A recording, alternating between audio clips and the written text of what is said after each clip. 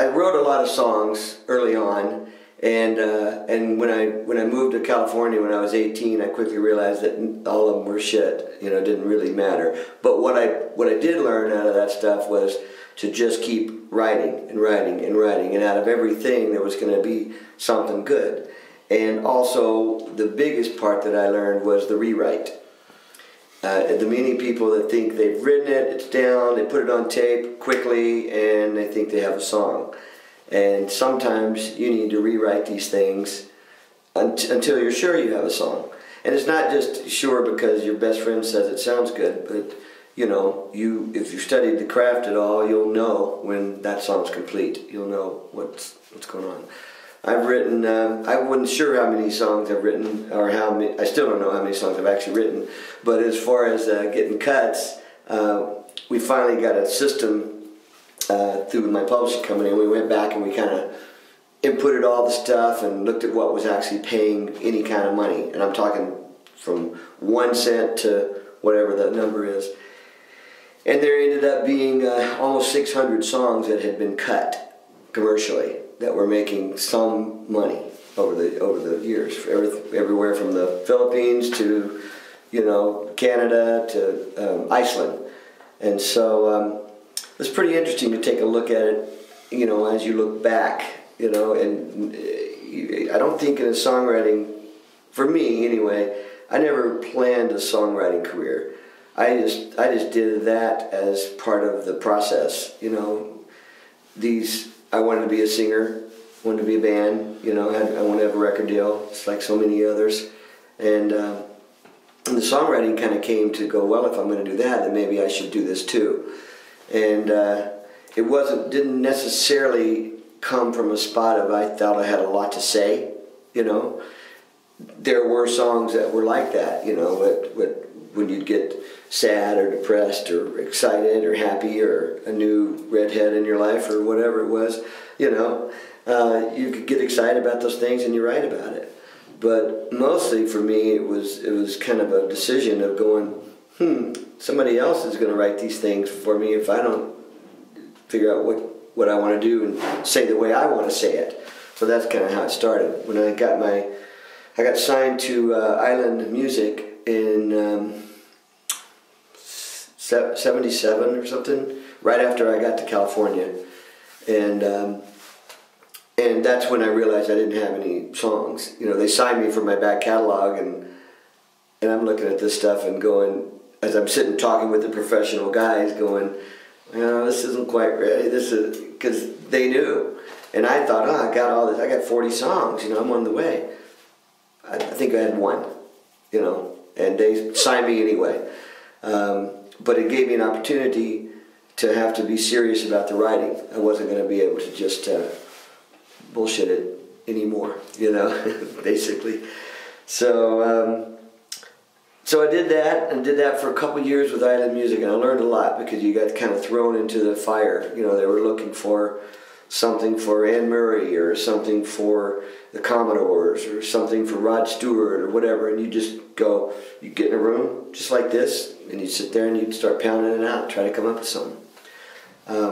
Through that I connected with Clive Davis, who had a record label called Arista Records that was just getting started, and he signed my partner and I as a duo. And that was kind of cool because now here we were, you know, a year, not even a year in LA, and we had a publishing deal and a record deal with big people. So that was kind of fun, but as luck would have it, and as the business would be, the producer and Clive got in an argument and stuff, and we never got the record finished. So here, all of a sudden, now 6 months into the record, we're on hold again, and we don't know for how long. Could be a year, could be 6 months, could be 3 years. We have no idea. So in that period of time, we couldn't really record anymore. So we really just focused on writing. And by the time it was figured out that we weren't going to finish that record, I was kind of over the artist part. You know, I wanted to do it, but now I was really had gotten into the writing. And my partner, when we left our Island deal after 3 years, he didn't do another staff deal because he was all about the duo. But for me, I went to work for Welcome Group Vogue Music, and I worked there for 3 years as a writer. And because I just had found that was kind of something I felt I had a little more control of, I guess. You know, in that record business part, it's let's talk about that. Talk about that a little bit. So it's good to jump into. Yeah, it being subjective, and what do you have control of? What don't you? Well, I mean, basically, you don't really have control over anything, but you do have control over the quality of what you write and how you write it and what you want to say. You do have some control in who you want to pitch it to. You know, how you're gearing that song. You know, to go to what person, what act. If you're thinking that far ahead, you know, a lot of people just write. You know. They don't necessarily think of this. I think of the projects. And I guess because I started early on with Island, they threw projects at me. It was all about the project. And it was never just to sit in a room and write something great, you know, even though we tried to do that too, but that wasn't the concept. The concept was you have a job to do, you have an artist to pitch for, they need material, somebody's going to get that gig, so might as well be me.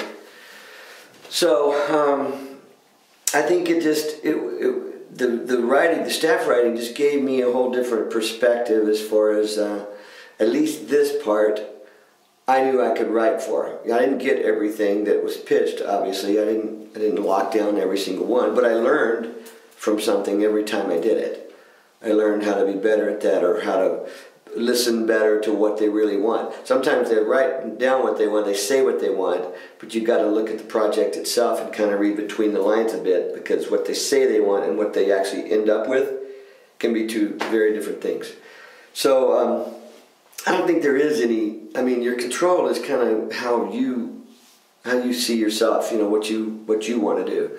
I chose that path, and through that I also did a lot of demos, because the more songs I wrote, the more demos I had to do. And in those days, there weren't necessarily house producers to do that stuff. You pretty much went and did your demos, and then you turned them in. It kind of all leads, one thing leads to another. You know, I start as an artist, I get into the songwriting, and through songwriting, I start to learn production and how to be better at that.